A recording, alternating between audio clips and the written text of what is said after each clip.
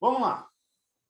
Então, na aula anterior, falamos sobre o crime material, crime formal e crime de mera conduta ou mera atividade. Aqui nós estamos estudando a classificação de crimes quanto ao resultado. Falei que o crime material nós temos a conduta e temos o resultado, e o resultado ele é indispensável, ele é necessário para configurar a consumação do delito.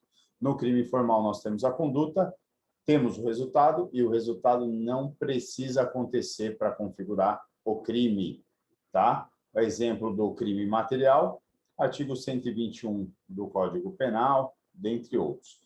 Exemplo, crime formal, 317, corrupção passiva do crime do Código Penal, que seria o crime de corrupção inserido lá nos crimes praticados por funcionário público contra a administração pública. E nos crimes de mera conduta, só existe conduta, não há resultado.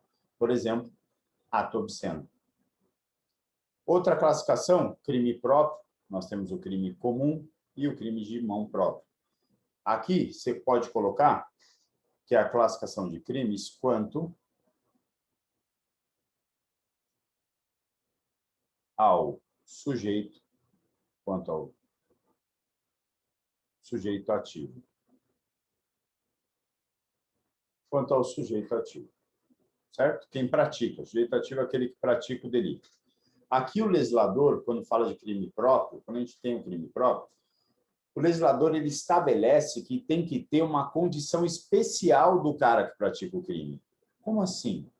Condição especial.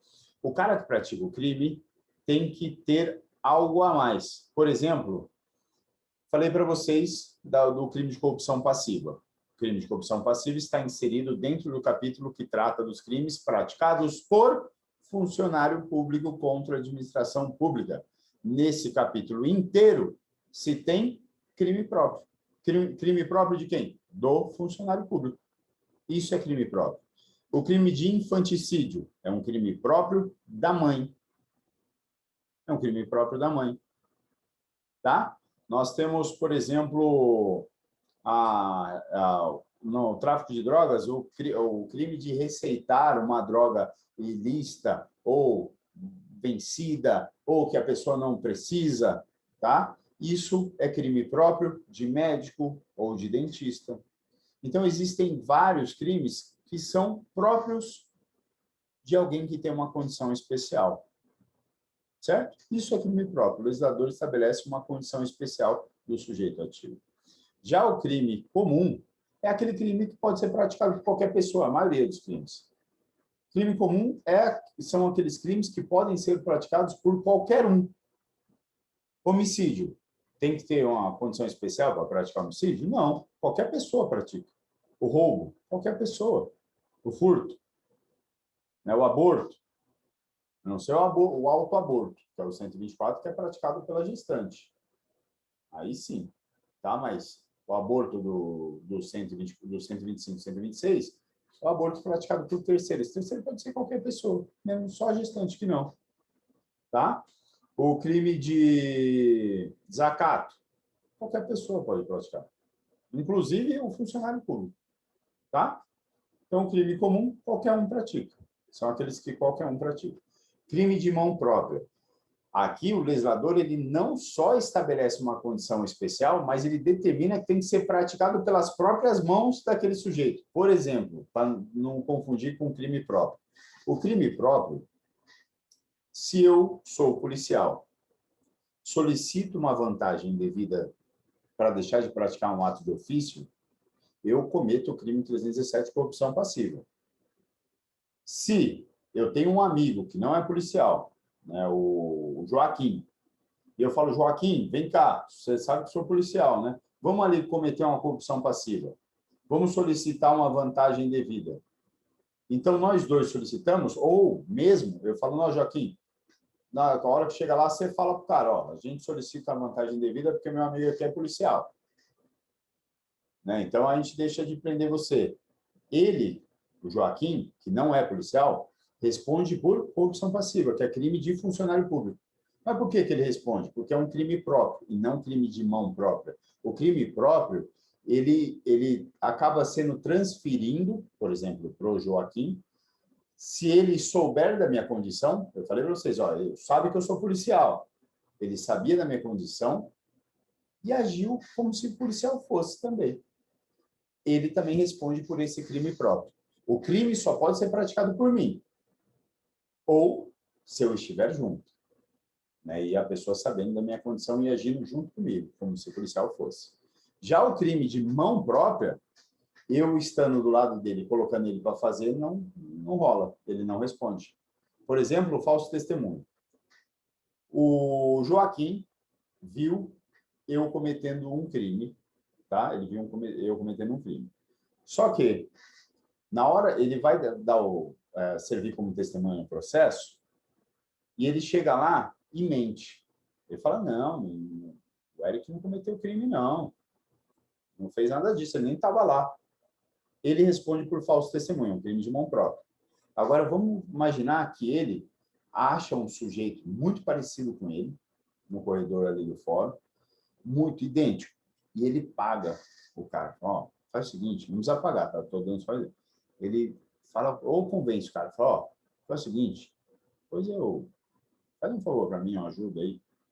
Vai lá na sala de audiência e fala que o Eric não cometeu crime nenhum, não, que ele nem estava lá.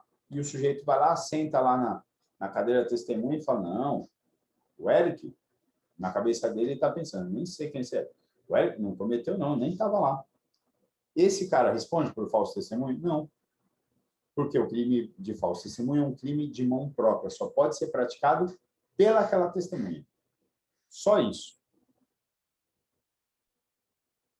Então, o crime de mão própria, só aquela pessoa. Não tem como transferir a conduta para outra. Vamos ver uma questão de analista, o TRE, 2010. Se a lei não exige nenhum resultado material ou naturalístico, contemplando-se com a ação ou omissão do agente, a infração penal é classificada quanto ao resultado como, ó, se a lei não exige nenhum resultado material ou naturalístico, se classificando apenas com a conduta praticada pelo agente, nós temos, dentro da classificação quanto ao resultado, qual classificação? Fácil, né? Olha o que fala a questão. Se a lei não exige, não tem resultado. Se não tem resultado, crime de mera conduta. Tá? Se a lei coloca um resultado, só que pouco importa se acontecer ou não, aí é o crime formal, tá? Na classificação. Crime de perigo. Vamos estudar agora o crime de perigo. Opa.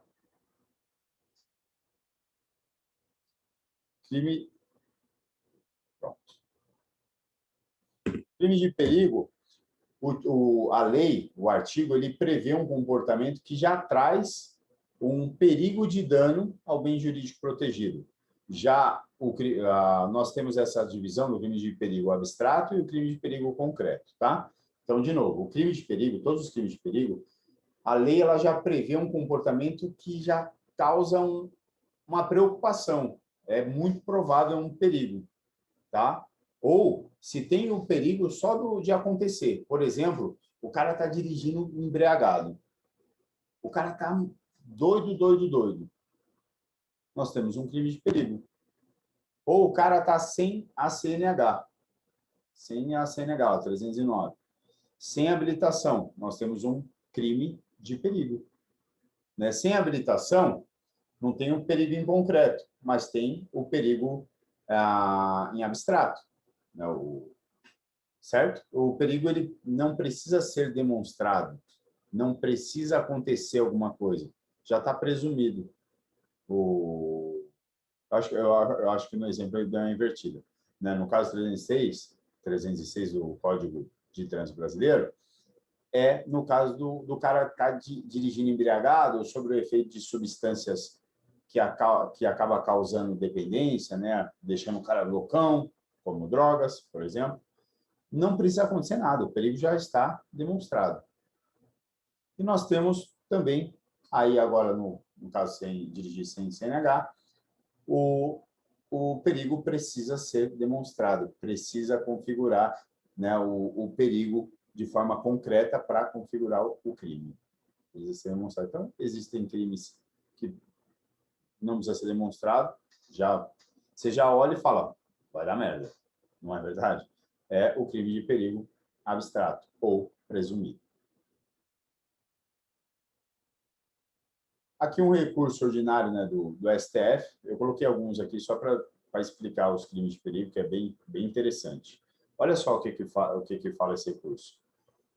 O porte de munição de arma de fogo de uso restrito constitui crime de perigo abstrato, ou seja, já presume-se o perigo, não precisa acontecer nada. O cara não precisa ter a arma para ter necessariamente ali o perigo concreto. Só o cara está portando uma munição de calibre restrito, aqui que eu estou procurando a munição de calibre restrito, já configura o delito de perigo abstrato, tá? Então, ó, o que diz mais. Portanto, irrelevante a presença da arma de fogo para sua tipificação. Então, não precisa da arma de fogo, entende o STF, para configurar o crime de porte. Tá? Então, esse é um precedente que aconteceu aí em 2014. Beleza? Olha só o que diz de novo o que diz esse recurso. O STF entendeu, num caso aqui, que um sujeito que estava portando uma munição de um calibre restrito, .40, .45, tá? Calibre restrito, 9 milímetros. Ele estava portando só munição, não tinha arma. E ele respondeu pelo crime de porte ilegal. Aí ele entrou com recurso, tal, foi para o STF, e o STF entendeu a tipicidade da conduta. Quando a gente fala que entendeu a tipicidade da conduta, quer dizer que o STF entendeu que existiu o crime. Só do cara portar a munição de calibre restrito. Porque não precisa nem ter a arma. Já para eles, o entendimento é que é de perigo abstrato. Não precisa ter o perigo concretizado ali. O cara está com a arma, municiado. Não, só de portar já presume-se o perigo. Ou seja, ele vai fazer uma merda. Né? Quando ele está com a arma, a gente pensa, vai dar merda. Né? Perigo concreto. Outro recurso. Aqui agora um recurso especial do STJ 2013, lá em Alagoas, a publicação 2014. Olha aqui. Aqui no caso também de porte de arma de fogo desmuniciado. O cara estava portando arma, não tinha munição. Entenderam na tipicidade. No caso aqui também de perigo abstrato. Olha o que fala. O simples porte de arma de fogo, por si só, coloca em risco a paz social, ou seja, não precisa nem estar municiado. Só o fato do cara estar portando aquela arma desmuniciada já vai deixar todo mundo assustado. Então, já coloca em risco a paz social. Portanto, o instrumento, independente da sua potencialidade lesiva, intimida e constrange as pessoas. O que caracteriza um delito de perigo abstrato. Não precisa ter ali o perigo confirmado, concreto. Só de presumir o cara está com a arma sem munição, mas pode dar merda, não é essa a ideia? É típica a conduta de portar arma de fogo ainda que desmuniciada. Perceberam que é um crime de perigo abstrato? Perigo abstrato, você olha e fala, isso pode dar merda. Não vai porque não tem munição, mas pode. Ou o cara está com a munição de calibre restrito. Isso pode dar merda. Agora, se ele tiver já com a arma de fogo municiada, pronta para atirar, aí é perigo concreto. Aí você já está vendo, tá? Perigo confirmado ali. Crime instantâneo, crime permanente, crime instantâneo de efeitos permanentes. No crime instantâneo, a consumação é imediata, né? Eu atiro no sujeito, eu tenho a conduta lá. Atirei no sujeito, o cara morreu na hora. Quando se consuma? No momento da morte, naquele momento. Crime permanente, a consumação se prolonga no tempo, se protrai no tempo. Enquanto não cessar a execução, o cara está em flagrante a todo tempo e o crime está se consumando a todo tempo. Extorsão mediante sequestro. Eu pego a vítima, coloco no cativeiro, fico pedindo todo dia ali o resgate, né? Ou enquanto eu não soltar a vítima, o crime ele está se prolongando no tempo. Vou dificultar ainda mais. Vou acrescentar mais uma informação. Sequestrei a vítima, coloquei no cativeiro. Está lá no cativeiro. certo? Está restrita a liberdade dela. Tá, ó. 1 dia, 2 dias, 3 dias, 4 dias. Aqui entrou em vigor uma lei que faz com que a minha pena seja pior. Uma lei que torna pior a minha pena, né? A minha resposta estatal. E aí, eu não soltei a vítima no dia 5, dia 6, dia 7, a lei entrou em vigor aqui, ó. Dia 8, dia 9, solto a vítima. Só que eu sou preso em flagrante nesse momento. Aí, neste caso, eu vou responder pela lei mais grave ou a lei mais leve. Aí a gente vai contrário de tudo que a gente aprendeu. Porque eu falei para vocês que a lei penal no tempo adota a teoria da atividade, conduta. Só que quando a gente tem um crime permanente, ou seja, que se consuma todo o tempo, leva em consideração todo o tempo. Então, principalmente, agora eu vou responder, porque tem uma súmula que trata desse assunto, que a gente vai ver, eu vou responder, vai configurar o meu delito aqui, no momento que eu fui preso, porque eu fui preso em flagrante, eu soltei a vítima que já estava em vigor a lei mais gravosa. Então, eu respondo aí pela lei mais gravosa. Em caso de crime permanente ou continuado, que já está mais à frente, se tiver mudança de lei, mesmo sendo mais grave, mesmo sendo prejudicial ao criminoso, se ele é preso em flagrante durante a vigência dessa lei, responde por ela. Aí sim, tá? E o crime instantâneo de efeito permanente são aqueles crimes que a sua consumação é imediata, mas seus efeitos se prolongam no tempo. O homicídio também é um exemplo. O homicídio é crime instantâneo, que se consuma no momento que a pessoa morre. E também é crime instantâneo de efeito permanente, porque não tem como a pessoa voltar à vida. É fácil. O nome já diz, crime instantâneo de efeitos permanentes. Lesão corporal gravíssima, no caso de eu arrancar o braço do cara. Arranquei o braço, crime instantâneo de efeito permanente. Tá? E o crime permanente, enquanto não cessar a execução, eu tenho a prolongação do crime no tempo. Ele se protrai, ele vai consumando todo dia, todo dia, todo dia. Enquanto não cessar a execução, ou seja, no meu exemplo, enquanto eu não soltar a vítima, está se consumando. O delito vai embora. Fácil. Que quanto à classificação dos crimes, quanto à consumação. Crime monossubjetivo, crime plurissubjetivo, é em relação ao concurso de pessoas. Monossubjetivo, o concurso é eventual, ou seja, pode ser praticado por uma pessoa ou por várias, tanto faz. Já no crime plurissubjetivo, tem que ser praticado por 2 pessoas ou mais. 2 pessoas ou mais. Crime monossubjetivo, homicídio, roubo, pode ser praticado por uma pessoa? Pode, então é monossubjetivo. Tá? O aborto pode ser praticado por uma pessoa? Pode, então é monossubjetivo.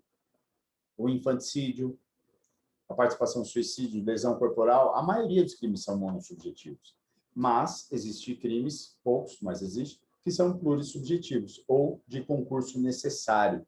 Por quê? É necessário que haja mais de uma pessoa, 2 ou mais.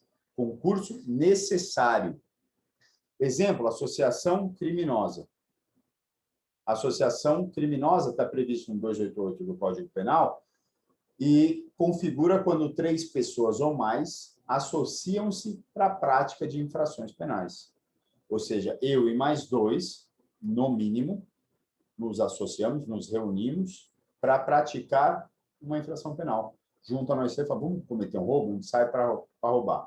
Mesmo que não configure roubo, se for comprovado que a gente tinha a intenção de roubar, a gente responde por associação criminosa. Não vai responder pelo roubo, porque não aconteceu. Mas a associação já está configurada.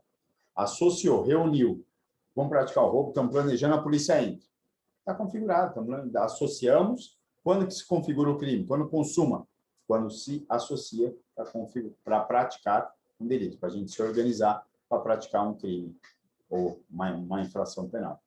Tá? Isso é concurso necessário, ou crime plurissubjetivo. Outro, organização criminosa. 4 pessoas ou mais, com hierarquia, com tarefas ordenadas, né, com a prática de crimes, crimes grandes, ou né, que transcenda fronteiras, organização criminosa, 4 pessoas ou mais. Tá? Outro exemplo, o crime de rixa. Rixa. 2 pessoas ou mais acabam brigando, né, ali de forma aleatória, todo mundo sai na porrada. Exemplo, vamos dar um exemplo. Paro no trânsito, o cara me xinga, eu desço, aí já fechou o cara de trás, desce nós 3, sai na porrada. Se não tiver mais de uma pessoa, não tiver 2 ali, não tem briga. Crime de rixa é um crime de concurso necessário.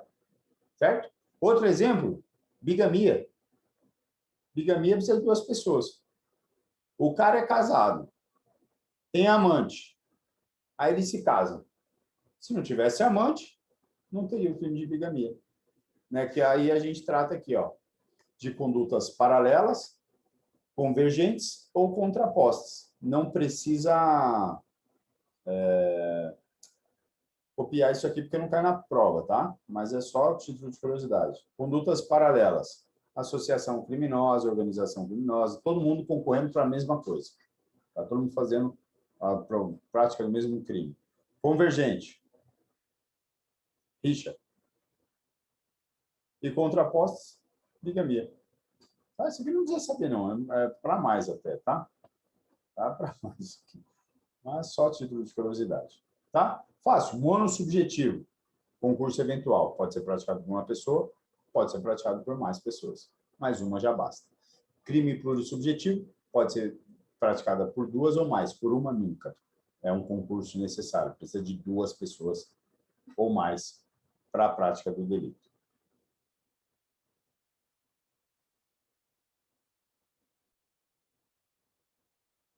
Crime não transeunte e crime transeunte. Aqui o nome já diz, tá? O conceito aqui da classificação já diz.